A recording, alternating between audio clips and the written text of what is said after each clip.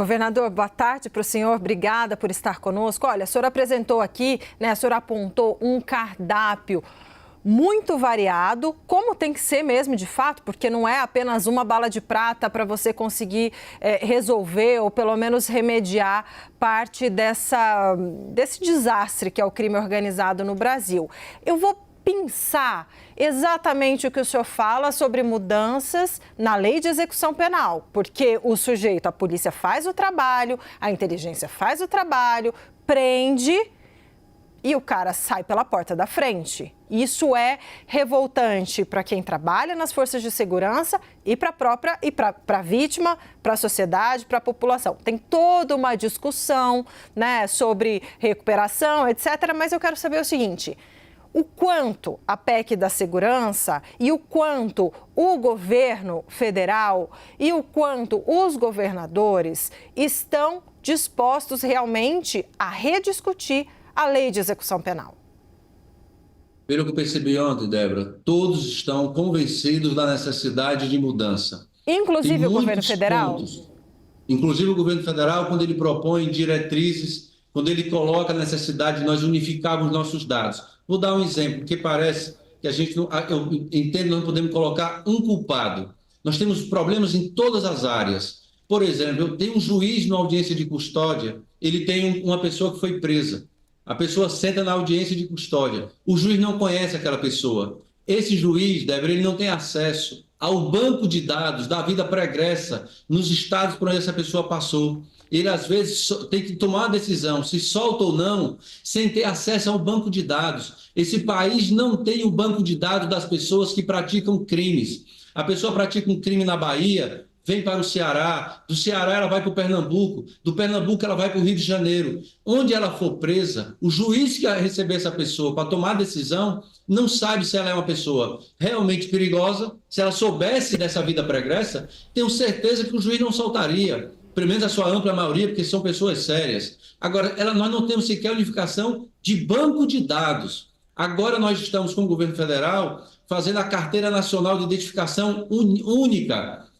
21 estados, agora o Ceará entre eles, só faz expedição de carteira única nacional, o que vai nos permitir ter biometria, o que vai nos permitir no futuro ter esse banco de dados. Nós temos que acelerar isso, por exemplo, de quem está preso nas nossas penitenciárias, porque quando ele fugir, se ele for reincidente, o juiz tem acesso a essa informação. Da mesma maneira, a lei de execução penal, não é possível alguém que tem 5, 6 crimes, essa pessoa está solta.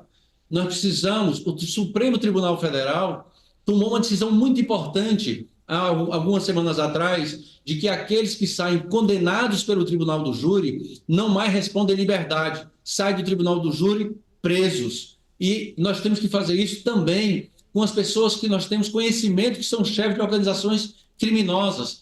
Nós temos informações em todos os estados. Vários governadores relataram diversas situações de pessoas que a polícia prendeu com 800 quilos de cocaína, com 300 quilos, e essas pessoas no dia seguinte foram soltas e efetivamente vão praticar novos crimes. Aqui no Ceará nós tivemos pessoas que deram tiro em cidadão numa praça e tinham 5, 6 homicídios e estavam soltas e praticando crime. Então nós temos muito. De outro lado, nós temos muitas vezes situações em que o sujeito é preso e na hora de fazer um flagrante é feito com uma nulidade tão grave, tão ilegal, que o juiz se sente numa situação de muita dificuldade, porque a nulidade é tão grave que, por uma questão legal, ele se sente obrigado a fazer uma concessão de um pedido de um advogado.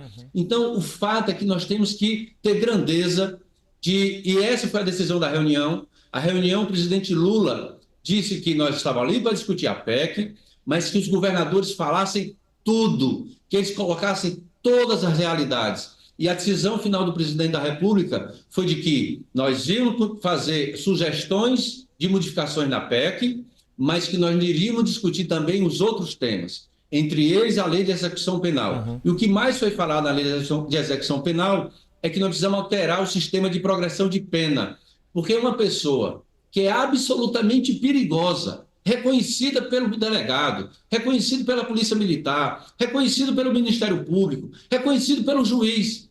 essa pessoa passa um ano com um bom comportamento na prisão, ele não deixou de ser perigoso. Ele apenas está usando a brecha da lei para ter uma progressão, para ser solto e voltar a praticar o crime. Ele continua perigoso. Se ele é perigoso, ele tem que continuar preso.